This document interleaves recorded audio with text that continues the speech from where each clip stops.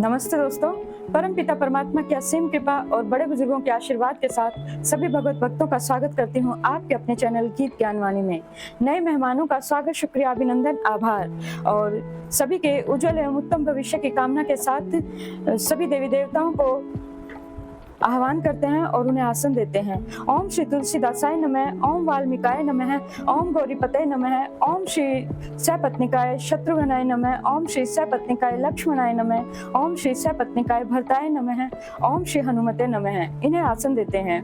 श्री गुरु चरण सरोज रज निजमन मुकुर सुधारी, बरनउँ रघुवर विमल जसु जो दायकु फलचारी। बुद्धिहीन तनु जानिके सुमिरौ पवन कुमार, बल बुद्धि विद्या देहु मोहि हरहु कलेश विकार। रामायण तुलसी करत है कथा कहूँ अनुसार, आसन देव प्रेम से विराजो जी पवन कुमार। लखन सिया रामचंद्र की जय, लखन सिया रामचंद्र की जय। निज निज रुख रामे सबु देखा, कौन जानू कछु मर्मु विशेषा। भली रचना मुनि नृपसन करेऊ, राजा मुदित महासुख लहेऊ। सबने राम जी को अपनी अपनी ओर मुख किए हुए देखा, परंतु इसका कुछ भी विशेष रहस्य कोई नहीं जान सका। मुनि ने राजा से कहा, रंगभूमि की रचना बहुत सुंदर है। विश्वामित्र जैसे निस्संदेह विरक्त और ज्ञानी मुनि से रचना की प्रशंसा सुनकर राजा बहुत प्रसन्न हुए और उन्हें बड़ा सुख मिला। सब मचन ते मंचू एक सुंदर विसद विशाल, मुनि समेत दो बंधु तह बैठा रे महिपाल। सब मंचों से एक मंच अधिक सुंदर, उज्जवल और विशाल था। स्वयं राजा ने मुनि सहित दोनों भाइयों को उस पर बैठाया। प्रभु ही देखे सब नृप ही हारे, जनु राकेश उदय भय तारे। असी प्रतीति सबके मन माही, राम चाप तो रब सक नाही। प्रभु को देखकर सब राजा हृदय में ऐसे हार गए, निराश और उत्साहहीन हो गए, जैसे पूर्ण चंद्रमा के उदय होने पर तारे प्रकाशहीन हो जाते हैं। उनके तेज को देखकर सबके मन में ऐसा विश्वास हो गया कि रामचंद्र जी ही धनुष को तोड़ेंगे, इसमें कोई संदेह नहीं है। बिनु भंजेहु भव धनुषु विशाला, मेले ही से राम और माला। अस विचारी गवनेहु घर भाई, जसु प्रताप बलु तेजु गवाई। इधर उनके रूप को देखकर सबके मन में यह निश्चय हो गया कि शिव जी के विशाल धनुष को जो संभव है कि ना टूट सके, बिना तोड़े भी सीता जी श्री रामचंद्र जी के ही गले में जयमाला डालेंगी। अर्थात दोनों तरह से ही हमारी हार होगी और विजय श्री रामचंद्र जी के ही हाथों में होगी। यूं सोचकर वो कहने लगे, हे भाई, ऐसा विचार कर यश प्रताप बल और तेज गंवाकर अपने अपने अपने घर को चलो। बिहसे अपर भूप सुनिबानी, जे अविवेक अंध अभिमानी। तोरे हूँ धनुषु ब्याहु अवगाहा, बिनु तोरे को कुंवारी बिहाहा। दूसरे राजा जो अविवेक से अंधे हो रहे थे और अभिमानी थे, यह बात सुनकर बहुत हंसे। उन्होंने कहा, धनुष तोड़ने पर भी विवाह होना कठिन है, अर्थात सहज ही हम जानकी को हाथों से जाने नहीं देंगे। फिर बिना तोड़े तो राजकुमारी का ब्याह होगा ही कैसे। एक बार का लेकिन हो सिय हित समर्जितव हम सो। यह सुनी अवर महित मुस्काने, धर्मशील हरिभक्त सयाने। काल ही क्यों न हो, एक बार तो सीता जी के लिए हम भी युद्ध में जीत लेंगे। यह घमंडी की बात सुनकर दूसरे राजा जो धर्मात्मा हरिभक्त और सयाने थे, मुस्कुराने लगे। सिय बिहाइबी राम गर्भ दूरी कपि नृपन्न के, जीती को सक संग्राम दशरथ के रनवा कुरे। इन्होंने कहा, राजाओं के गर्व दूर करके जो धनुष किसी से टूट नहीं सकेगा, उसे तोड़कर श्री रामचंद्र जी सीता जी को ब्याहेंगे। रही युद्ध की बात, सो महाराज दशरथ के रण में बाके पुत्रों को युद्ध में तो जीत ही कौन सकता है।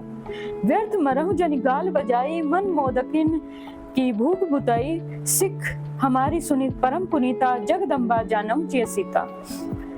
गाल बजाकर व्यर्थ ही मत करो, मन के लड्डुओं से भी कहीं भूख बुझती है।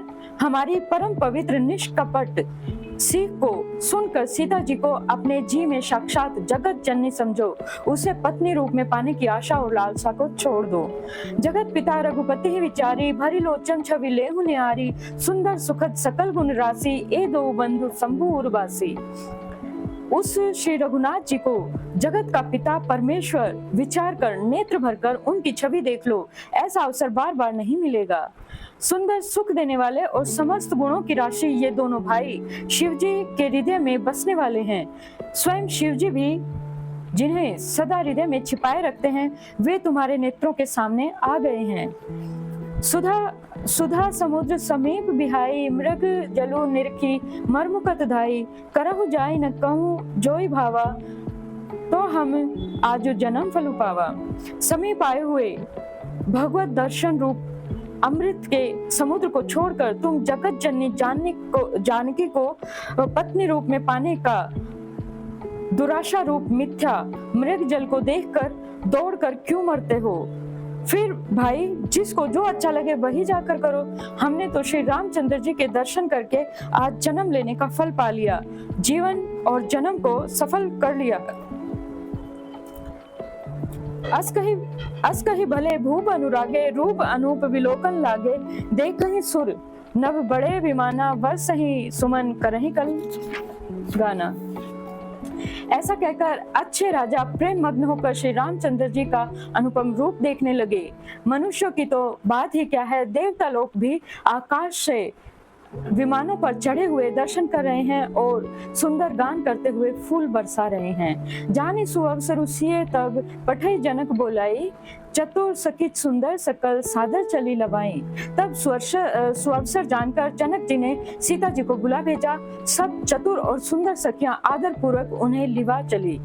सिय शोभा नहीं जाय बखानी, जगदम्बिका रूप गुण खानी, उपमा सकल मोहि लघु लागी, प्राकृत नारी अंग अनुरागी। रूप और गुणों की खान जगत जननी जानकी जी की शोभा का वर्णन नहीं किया जा सकता।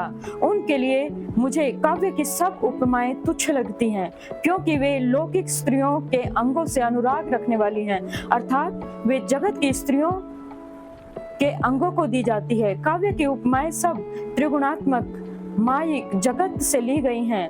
उन्हें भगवान की स्वरूप शक्ति श्री जानकी जी के अप्राकृत चिन्मय अंगों के लिए प्रयुक्त करना, उनका अपमान करना और अपने को उपहासास्पद बनाना है।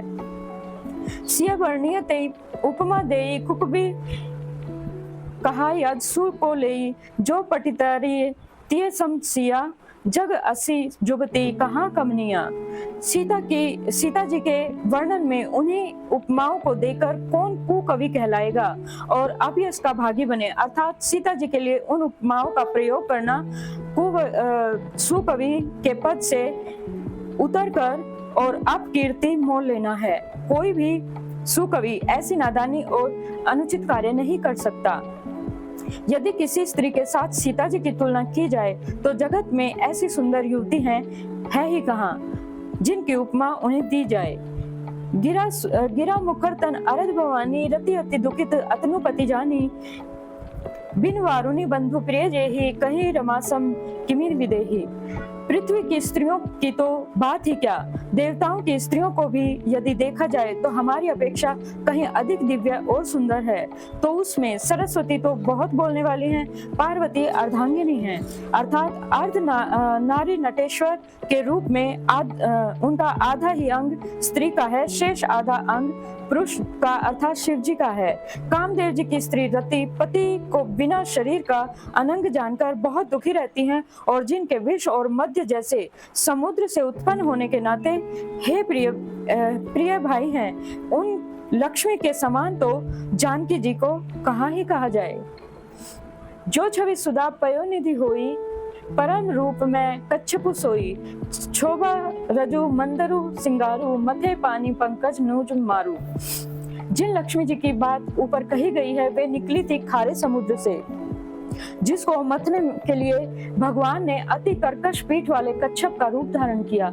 रस्सी बनाई गई, महान विषधर वासुकी नाग की मथानी का कार्य किया। अतिशय कठोर मंदराचल पर्वत ने और उसे मथा सारे देवताओं और दैत्यों ने मिलकर। जिन लक्ष्मी को अतिशय शोभा की खान और अनुपम सुंदरी कहते हैं, उनको प्रकट करने के हेतु बने थे ये सब असुंदर और स्वाभाविक ही कठोर उपकरण। ऐसे उपकरणों से प्रकट हुई लक्ष्मी श्री जानकी जी की समता को कैसे पा सकती हैं? हाँ, इसके विपरीत यदि छवि रूपी अमृत का समुद्र हो, परम रूप में कच्छप हो, शोभा रूप रस्सी हो, श्रृंगार रस पर्वत हो और उस छवि के समुद्र को स्वयं कामदेव अपने ही कर कमल से मथें। यही विधि उपजे लच्छी, जब सुंदरता सुख मूल, तद भी सकोच समेत कवि कहीं सिय समतूल। इस प्रकार का संयोग होने से जब सुंदरता और सुख की मूल लक्ष्मी उत्पन्न हो, तो भी कवि लोग उसे बहुत संकोच के साथ सीता जी के समान कहेंगे। जिस सुंदरता के समुद्र को कामदेव मथेगा, वह सुंदरता भी प्राकृतिक लौकिक सुंदरता ही होगी, क्योंकि कामदेव स्वयं भी त्रिगुणमयी प्रकृति का ही विकार है। अतः उस सुंदरता को मत कर प्रकट की गई लक्ष्मी भी उपरयुक्त लक्ष्मी की अपेक्षा कहीं अधिक सुंदर और दिव्य होने पर भी प्राकृत होगी। अतः उसके साथ भी जानकी जी की तुलना करना कवि के लिए संकोच की ही बात है। जब सुंदरता से जानकी जी का दिव्याति दिव्य परम दिव्य विग्रह बना है, वह सुंदरता उपरयुक्त सुंदरता से भिन्न अप्राकृत्य है। वस्तुतः लक्ष्मी जी का अप्राकृत्य रूप भी यही है। वह कामदेव के मतने में नहीं आ सकती और वह जानकी जी का स्वरूप ही है। अतः उनसे भिन्न नहीं और उपमा दी जाती है भिन्न वस्तु के साथ। इसके अतिरिक्त जानकी जी प्रकट हुई हैं स्वयं अपनी ही महिमा से। उन्हें प्रकट करने के लिए किसी भिन्न उपकरण की अपेक्षा नहीं है, अर्थात शक्ति शक्तिमान से अभिन्न अद्वैत तत्व है, अतएव अनुपमेय है। यही गूढ़ दार्शनिक तत्व भक्त शिरोमणि कवि ने यह अभूत उपमा अलंकार के द्वारा बड़ी सुंदरता से व्यक्त किया है। चली संग ले सखी सयानी, गावत गीत मनोहर वाणी, सोह नवल तनु सुंदर सारी, जगत जननी अतुलित छवि भारी।